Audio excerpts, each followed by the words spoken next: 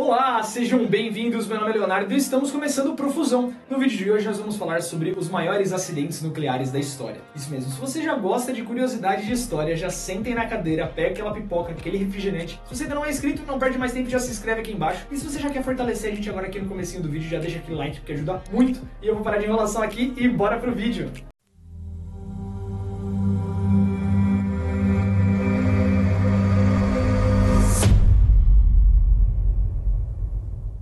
A energia nuclear hoje representa aproximadamente 17% de toda a energia produzida no planeta. Muitos consideram ela uma energia limpa, já que ela não produz gases do efeito estufa e nem demanda uma grande área desmatada para construir a usina.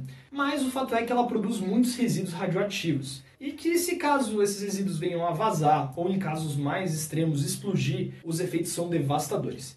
Porra! E exatamente sobre esse tipo de incidente que a gente vai falar hoje aqui na nossa lista. O primeiro incidente aconteceu em Tokaimura, no Japão. É uma cidade que fica aproximadamente 100 km de Tóquio, e ela é o polo da indústria nuclear japonesa. Lá em 1999 foi o palco de uma situação em que acabou expondo 600 pessoas à alta radiação. Funcionários de uma empresa de reaproveitamento de urânio acabaram ali perdendo a mão um pouco em usar isso em um reator que estava desativado há aproximadamente um ano. Era para eles terem usado ali, o máximo que eles poderiam ter usado era 2,3 kg de urânio. Eles acabaram usando 16 kg de urânio. Isso fez com que se iniciasse uma reação descontrolada e que vazasse radiação. O governo japonês confirma que houve apenas 2 mortes, fora as 600 pessoas que foram expostas à radiação. Só que a gente sabe que a radiação ela acaba impregnando no solo, nos animais, nas árvores, essas coisas, e que muito provavelmente, se não acabou afetando aquela geração, afetou as gerações futuras, Porque a radiação normalmente ela só vai afetar os filhos ou os netos, às vezes com uma formação, alguma doença genética, alguma coisa que se não tivesse acontecido esse tipo de incidente, isso não iria acontecer. O próximo incidente aqui da nossa lista aconteceu aqui no Brasil, em Goiânia. Ele é conhecido como o Césio-137. Foi um acidente radioativo que chegou aí no nível 5 da escala INES, que possui 7 níveis, E esse incidente atingiu o 5º. Então a gente já sabe o quão sério foi. Como eu já falei, aconteceu em Goiânia em 1987, onde 2 catadores acabaram entrando em um hospital abandonado e acabaram removendo dali parte de uma máquina de radioterapia. Acabaram levando até o ferro velho onde eles trabalhavam, onde eles abriram a máquina e eles tiraram cápsulas de chumbo dali de dentro. Abriram as cápsulas de chumbo e viram um pó branco que brilhava no escuro. Isso daí deixou os dois maravilhados. Mas na verdade que esse pó era cloreto de césio, altamente radioativo. Eles, como tinham achado um material muito legal, acabaram entregando um pouco do pó para a família inteira. Devair, que é um dos personagens principais aí dessa história horrível, acabou entregando esse pó para sua sobrinha, que foi a primeira vítima a vir a falecer devido aí aos efeitos da radiação. Ele entregou para a menina ficou brincando, deixou até mesmo dentro do quarto dela. Acabou que nessa história toda, ao todo 11 pessoas morreram, ali entre familiares e vizinhos que tinham recebido esse pó. 600 pessoas foram contaminadas e mais de 100 mil pessoas foram expostas à radiação. Então, basicamente ali, uma grande parte da parcela da cidade foi exposta a esse cloreto de césio. O ferro velho onde as cápsulas foram abertas foi demolido juntamente com a moradia das pessoas que vieram a falecer devido à radiação. Vários comércios fecharam e os vizinhos que sobreviveram ali acabaram se mudando. As autoridades de Goiânia acabaram montando um depósito em Abadia de Goiânia, que é uma cidade vizinha. Esse depósito serviu para armazenar aproximadamente 13 mil toneladas de material atômico, que foi resultado do processo de descontaminação da região. Os corpos dos infectados que vieram a óbito devido à radiação foram enterrados em caixões de chumbo, juntamente com lajes de concreto e ferro, para que justamente eles não viessem a contaminar o solo. A história acaba sendo muito triste, mas acabou servindo aí como alerta a muitas pessoas que trabalham nessa parte de desmanche, essas coisas, a não receberem mais esse tipo de material. O próximo acidente aconteceu em Kirstyan, ou Oziorsk, na Rússia, como é conhecido. A usina Mayak, que foi construída em 1957, durante a corrida nuclear soviética, acabou sofrendo uma falha no sistema de refrigeração de um dos tanques que armazenava material radioativo. O erro causou a explosão do tanque que carregava 80 toneladas de matéria atômica. No, God! A nuvem de gás chegou a contaminar 800 quilômetros em volta ali do local onde aconteceu o incidente. Como Oziorsk na época não constava no mapa soviético, o incidente ficou conhecido como o desastre de Kirstyan. Cerca de 10 mil pessoas foram evacuadas sem aviso prévio nem nada do governo e foram registradas aproximadamente 200 mortes devido à exposição à alta radiação. Mas a gente sabe que a União Soviética ela tendia a esconder alguns números, então muito provavelmente esse número seja muito maior, mas os números oficiais são só 200 mortes. O próximo incidente é Three Mile Island.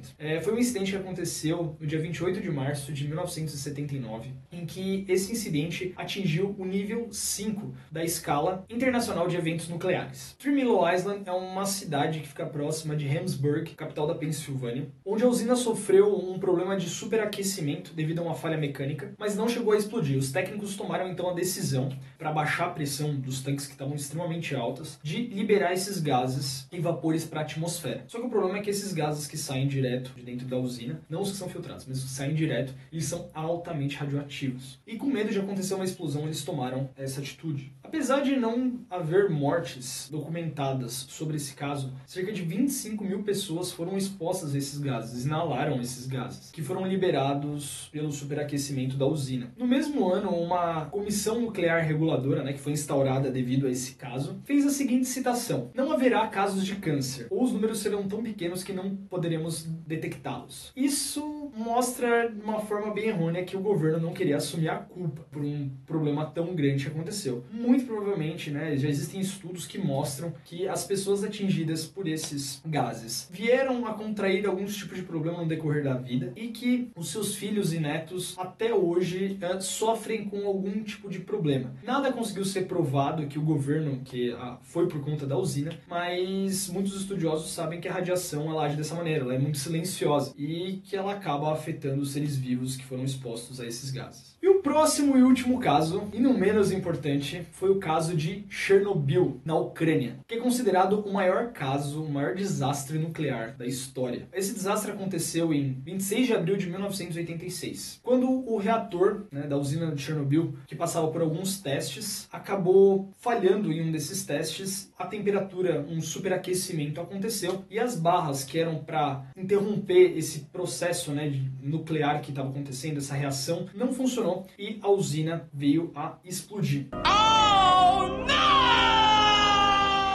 Liberando uma nuvem de 70 toneladas de urânio e aproximadamente 900 quilos de grafite. Ambos são altamente tóxicos e altamente radioativos, o que levou à morte de 2,4 milhões de pessoas e que atingiu o nível 7, que é o nível mais alto daquela escala internacional de acidentes nucleares. Após a explosão do reator, diversos trabalhadores foram chamados lá para controlar as chamas, sem serem avisados que o reator havia explodido efetivamente. Até então, os bombeiros, policiais e paramédicos que foram até lá só sabiam que tinha acontecido um incêndio na usina de Chernobyl. Ninguém imaginou que o reator tivesse explodido e ninguém nem sabia o que poderia acontecer com isso. O fato é que essas pessoas foram chamadas de liquidadores. Infelizmente, a grande maioria, se não todas elas, vieram a óbito devido à alta exposição. Muitas tiveram queimadura de radiação quase que instantâneas devido a tanta radiação que foi liberada naquele momento. E o governo, após muitos processos e vários dias trabalhando em cima, conseguiu controlar as chamas, mas o fato é que o reator ele continuava emanando muita radiação.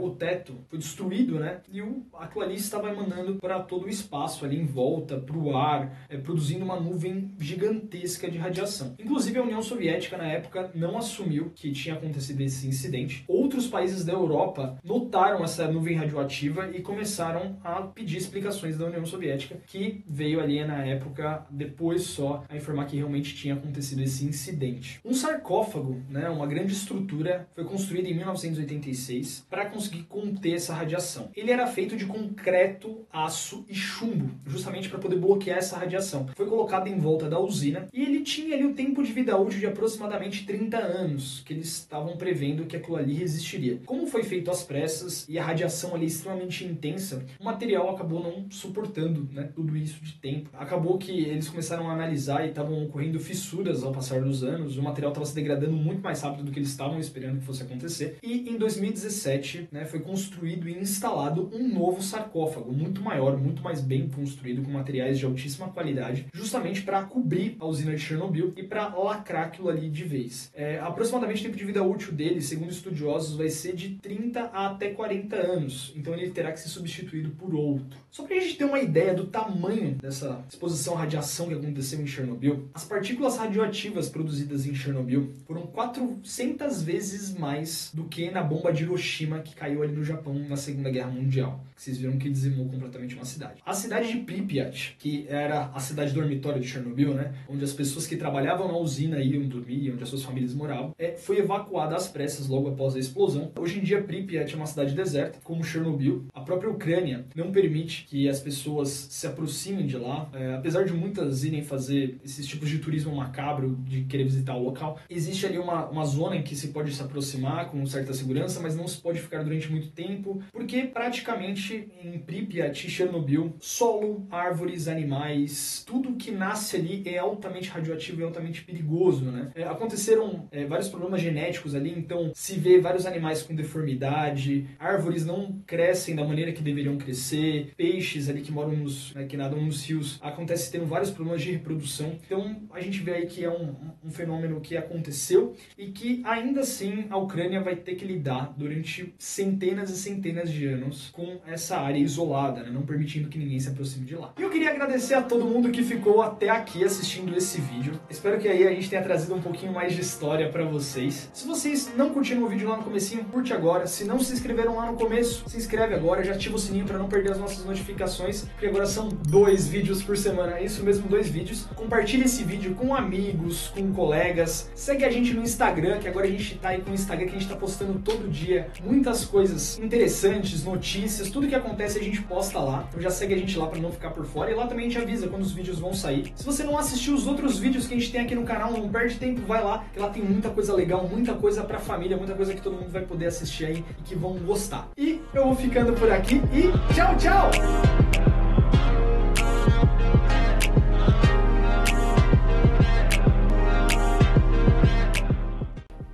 Acho que eu falei muito Chernobyl.